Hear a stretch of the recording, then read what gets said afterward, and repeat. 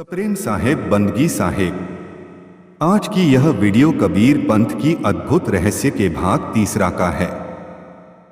आज के इस वीडियो में जीवों की गुहार सुनकर सद्गुरु कबीर साहेब का सत्यलोक से आगमन, सृष्टि प्रारंभ होने के साथ ही निरंजन ने जीवों को मन माया के बंधन में बांधकर पाप पुण्य के कर्मों का फंदा में उलझा दिया। इस कठिन जाल से छूटने का उपाय किसी को ज्ञात नहीं। वंचक गुरुओं ने भी जीवों को कालमाया का ही उपदेश दिया। निरंजन द्वारा दिया गया आवागमन का दुख जब जीवों को सहन नहीं हुआ, तब जीव सत्य पुरुष को पुकारने लगे। तब सत्य पुरुष को जीवों पर दया आई। सद्गुरु कबीर साहब सत्य पुरुष का स्वरूप होते हुए भी सत्य पुरुष के संदेशवाहक के रूप में जीवों के कल्याण के लिए जगत में प्रकट हुए। यह रहस्य सद्गुरु कबीर साहब ने धर्मदास जी को इस प्रकार समझाया है। जब देखी जीवन को विकल, अति दया पुरुष जनाइया। दया निधि सत्य पुरुष साहेब तबै मोहि बुलाइया। कहे मुहि समुझाए बहुविधि, जीव जाय चितावहूं। तुम दरश देत हो जीव शीतल, जाय तपन बुझाए हूं। अनुराग सागर पृष्ठ 56। सद्गुरु कबीर साहब को देखकर जीव स्तुति कर कहने लगे कि हे बंदी छोड़, हमें काल निरंजन से बचाओ। तब सद्गुरु कबीर साहब ने सत्य नाम उच्चारित करते हुए जीवों का ध्यान सत्य पुरुष की ओर केंद्रित किया। यह विवरण इस प्रकार है। मोहि देख जीव कीन्ह पुकारा, हे साहिब मुहि लेहि उबारा। तब हम सत्य शब्द गुहरावा, पुरुष शब्द से जीव जुड़ावा। अनुराग सागर पृष्ठ 56। बंदी छोड़ कबीर साहेब ने स्पष्ट शब्दों में कहा कि काल निरंजन बड़ा भयानक और बलशाली है। इसने अनेक प्रपंच रचकर जीवों को अपने वशीभूत कर लिया है। सत्य पुरुष की भक्ति का मार्ग ज्ञात नहीं होने के कारण यह काल पुरुष हर एक जन्म में जीवों को नाना प्रकार के दुखों में डालता रहता है। कबीर साहेब ने जीवों को आश्वस्त करते हुए कहा कि सत्य पुरुष के प्रति काल निरंजन की अनन्य भक्ति और आराधना से प्रभावित होने के कारण 3 युगों तक काल की बात मान ली गई थी।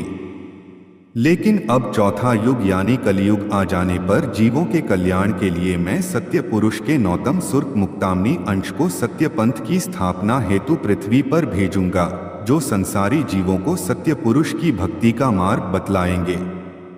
सत्य पुरुष परमात्मा की भक्ति का रास्ता मिल जाने पर जीव काल के कठिन फंदे से छूट जाएगा। संसार के प्राणी सत्य पुरुष अंश मुक्तामनी नाम साहब से दीक्षा उपदेश लेकर सुख शांति से रहा करेंगे और सत्यलोक के अधिकारी बन जाएंगे, जहां जाने के बाद फिर जन्म मरण नहीं होगा।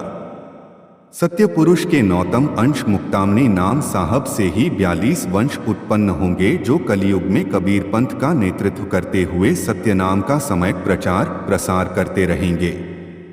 कलियुग के 5505 वर्ष का समय बीत जाने पर अर्थात सन 2404 तक घर घर में सत्य नाम का खूब प्रचार प्रसार हो जाएगा।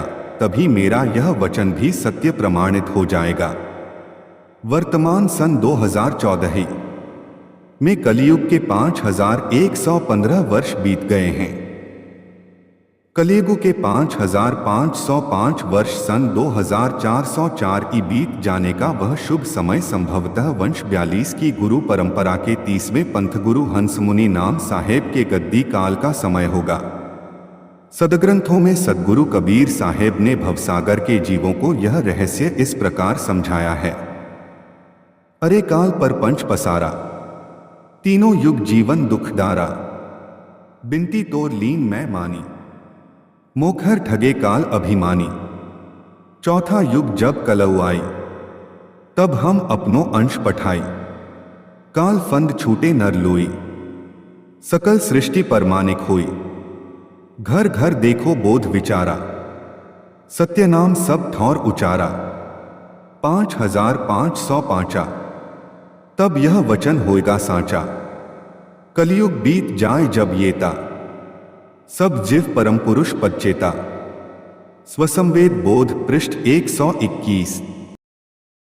सप्रेम साहिब बंदगी साहिब। दोस्तों, यह वीडियो कबीर पंथ के अद्भुत रहस्य भाग 3 का है। आगे की वीडियो कबीर पंथ के अद्भुत रहस्य भाग 4 बहुत जल्दी आपके लिए हम लेकर आएंगे। दोस्तों, यह वीडियो आपको कैसा लगा हमारे कमेंट बॉक्स में जाके कमेंट जरूर करिएगा। वीडियो अच्छा लगा हो तो अपने दोस्तों के साथ शेयर जरूर करिए, और हमारे चैनल में पर नए हों तो हमारे चैनल को जरूर सब्सक्राइब कर लीजिएगा। इसी तरह के वीडियो देखने और सुनने के लिए आपको आगे भी मिलती रहेंगी। साहिब बंदगी साहिब।